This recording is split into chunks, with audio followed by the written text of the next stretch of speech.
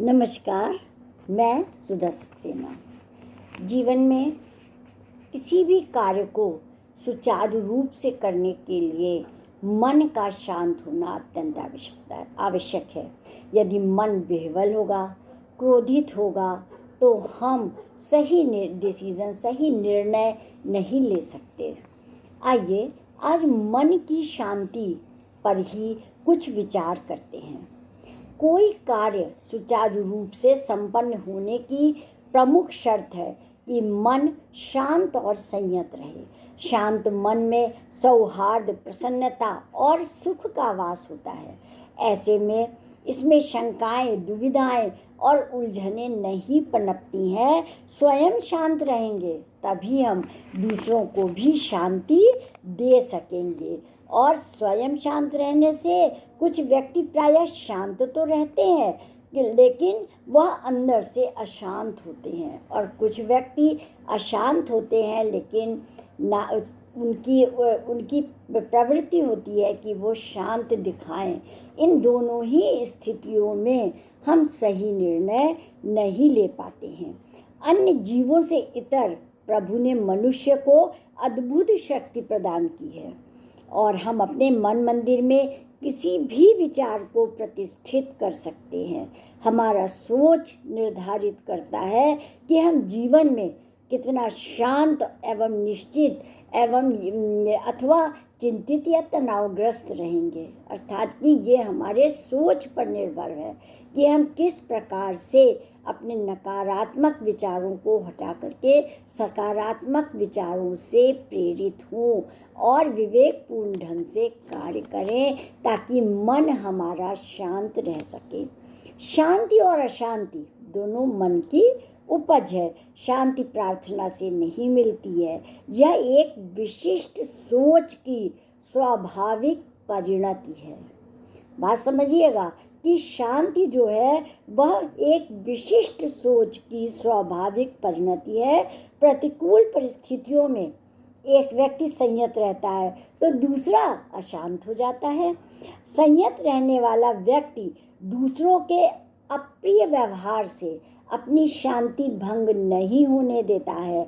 मन में दुर्भावना, वैमनस्य, ईर्ष्या, क्रोध, स्वार्थपरकता जैसे नकारात्मक भाव भर जाने पर कभी भी शांति नहीं मिलती। तो जो व्यक्ति संयत होता है उसमें अप्रिय प्रतिक्रिया होने पर भी ये भावनाएं उसमें प्रस्फुटित नहीं होती हैं। हम जिन धारणाओं और विचारों की मान्यता मन में सहेजेंगे और पोषित करेंगे, कालांतर में वही दृढ़ होकर के हमारे जीवन की दिशा निर्धारित करेगी।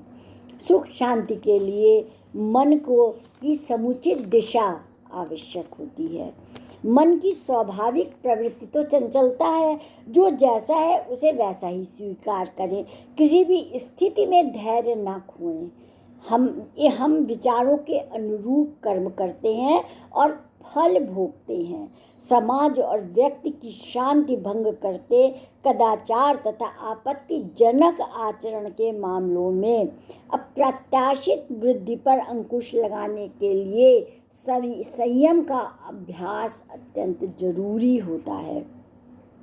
जैसे मृग अपनी ही नाभि में स्थित कस्तूरी के लिए दर दर भटकता है, उसी प्रकार मनुष्य अपनी अंदरूनी शांति के लिए अनेक कर्मकांड, धर्मस्थल, सत्संगों, अध्यात्म केंद्रों, नदी तटों, पर्वतों आदि का रुख करता है, जबकि शांति का स्रोत स्वयं हमारे अंदर ही होता है। यह जानने के बाद मनुष्य कभी भी कोई बाह्य जगत में नहीं भटकेगा।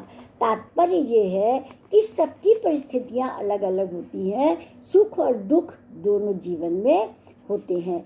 आवश्यकता है कि सुख में हम बहुत उछले नहीं, बहुत खुश ना हो, और दुख में हम बहुत विह्वल ना हो। दोनों ही परिस्थितियों को सहज रूप से स्वीकार करें। जो दुख की परिस्थितियां हैं वो हमें सुख की परिस्थितियों से ज़्यादा सीख दे करके जाती हैं। अगर आप देखेंगे तो वो परिस्थितियाँ आपको चुनौतियों से लड़ना सिखाती हैं, चुनौतियों को स्वीकार करना सिखाती हैं, और आपकी जो छिपी हुई क्षमता है वो उस घड़ी में, दुख की घड़ी में वो क्षमता प्रस्फुटित होती है। और ऐसे में जब तक हमारे में संयम नहीं होगा, विवेक नहीं होगा, तब तक हम उस परिस्थिति से लड़ नहीं सकते हैं। तो आज इतना ही, और इसी प्रकार से इस बात को समझते हुए हमें स्वयं की ओर जाना चाहिए। आप सब ने मेरे चैनल को लाइक और सब्सक्राइब किया है, उसके लिए आपका अतिशय धन्यवाद। नमस्कार।